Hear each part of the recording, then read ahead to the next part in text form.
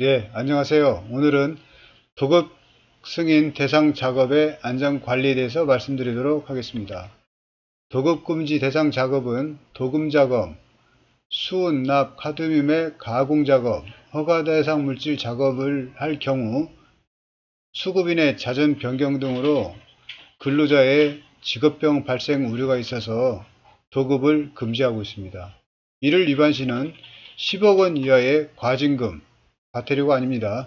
과징금을 부과하도록 되어 있고, 밑에 표시는 공정표는 도급 승인 대상 공정입니다.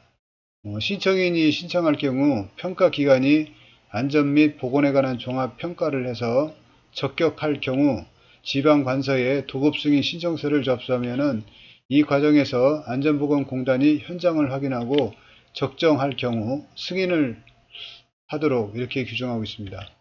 도급 승인 대상 작업은 중량 비율 1% 이상의 황산불산, 질산, 염산을 취급하는 설비의 작업입니다.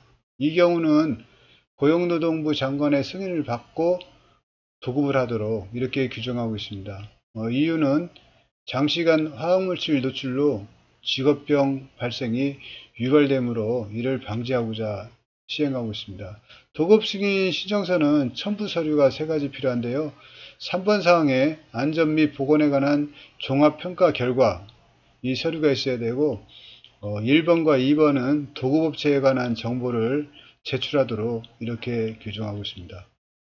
그리고 고용노동부 장관의 승인을 받은 작업은 재하도급 할 수 없습니다. 이를 위반할 경우는 수급인이 과징금을 내도록 이렇게 규정하고 있습니다.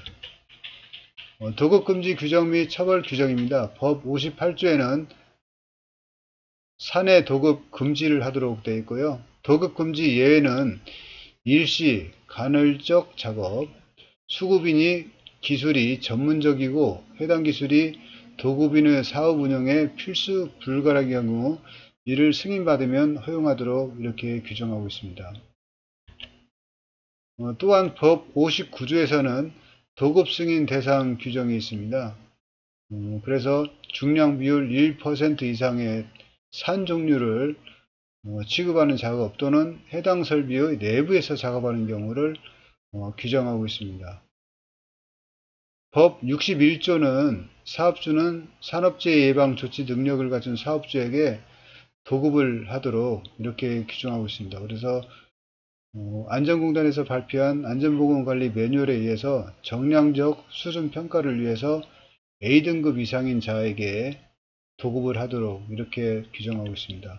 도급 승인 예외 기준이 있습니다. 이 경우는 해당 배관의 그 물질을 완전히 제거하고 이를 증명하는 사진을 첨부한 경우 도급 승인이 없이 작업할 수 있도록 예외 규정을 두고 있습니다.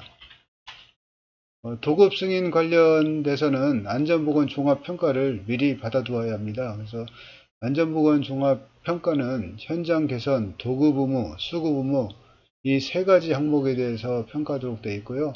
도급 승인 신청서가 접수하면은 고용노동부 지방관서는 14일 이내에 승인을 하도록 이렇게 규정하고 있습니다. 안전보건 종합평가 기간은 지속적으로 추가되고 있는데요. 안전보건공단은 현장 입회하기 때문에 안전보건 종합평가는 시행하지 않고 대한산업안전협회, 대한산업보건협회, 한국건설안전협회 등 많은 기관이 속속 시행하고 있습니다. 도급 승인 대상 작업 관련 대처 방안을 간단히 설명드리겠습니다.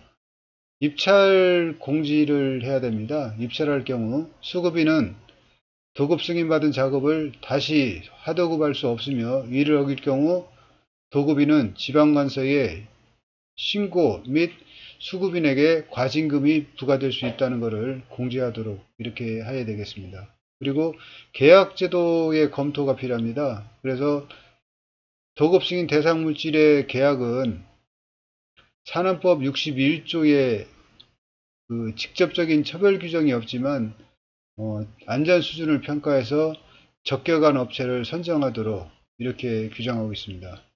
그 다음에 도급 승인 하지 않을 경우는 직접 정비도 가능합니다. 그래서 직접 정비할 경우는 도급 승인 용역비가 절감되는 효과가 있습니다.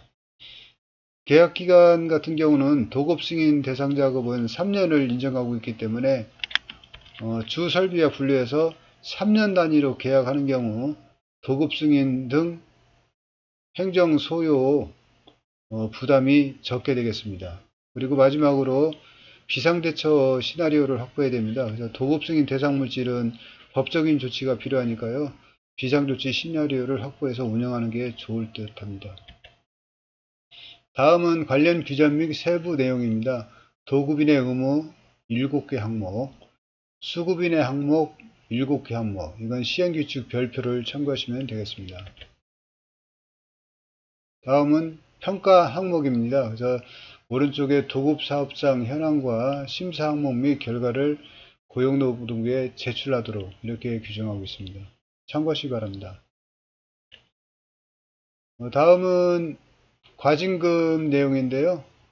연간 도급액의 100분의 50, 100분의 40 이렇게 그 정도에 따라서 내도록 하고 있습니다. 그러니까 과징금이 부과되므로 철저히 안전관리가 필요할 듯 합니다. 간단한 도급승인에 대한 질의 내용인데요. 건설 현장의 경우 건설공사 발주자가 공사를 도급하는 경우 도급승인 대상의 작업을 할 경우는 누가 도급승인을 받아야 되냐면은 시공사가 도급승인을 받아야 됩니다. 그리고 도급승인 예외를 적용받으려면 시공사가 직접 대상 화학물질을 제거하고 지방관서에 신고해야 됩니다. 그럴 경우는 건설공사 발주자는 관련 내용을 도급사, 시공사에게 알려주는 게 좋을 듯 합니다. 다음 항목도 도급승인에 대한 내용인데요. 도급승인 예외 적용을 받으려면 해당 대상 물질이 모두 제거됐다는 사진, 가스농도 측정 이 결과를 내면은 고용노동부에서 승인을 하도록 이렇게 규정하고 있습니다.